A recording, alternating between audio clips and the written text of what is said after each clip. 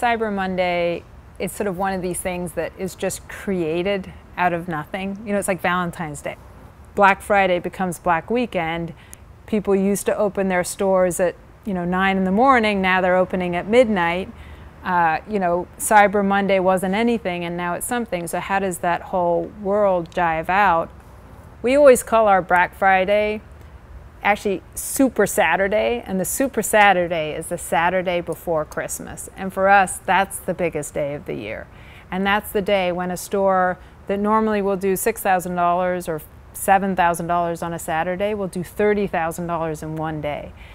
I mean, the holiday season is huge. It ends up being a little less than 22–23% of the whole year, and that's really just a 6-week period. So it's very large, and if you do it right, you can have these huge swings where you're doing, you can have a day where you're doing almost the same as what you would do in an entire week.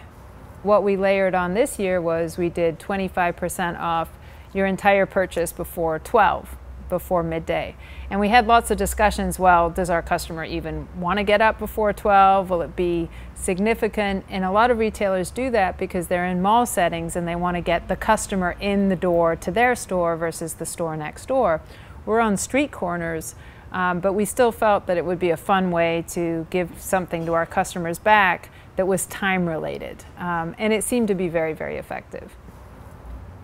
This is our 11th year in retail, and 11 Christmases of, you always make a mistake. It's just a question of like, what mistake, and do you know that there's a mistake? I remember 3 years ago, I mean, we hadn't calculated our builds correctly, and we had this sweater promotion going on the week before Christmas, only there weren't enough sweaters in the store. So I spent 2 days working in the warehouse with our warehouse manager, we were just taking the sweaters off the shelves, putting them into the bins, hand carrying them to the stores. Our district manager at the time was putting it into his car and distributing it.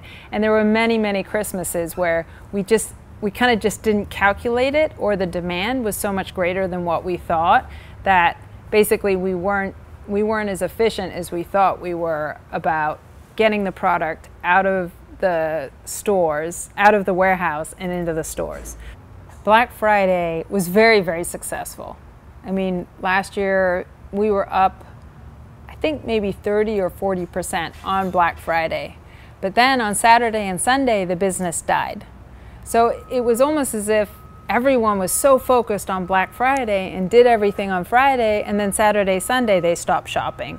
But November was good, and we had a 5.5% comp, and we're expecting a 7 to 8% comp for December. But it's very tricky. Weather, the media, what everybody else is doing really plays into it. You feel like we've done the best we can in terms of our product improvements, in terms of this new domestic line of bags, in terms of our t-shirts. So there's elements of our product offering that we think are superb. But at Christmas, it's almost as if it's more about how the wind is blowing than about, what we're doing on the ground.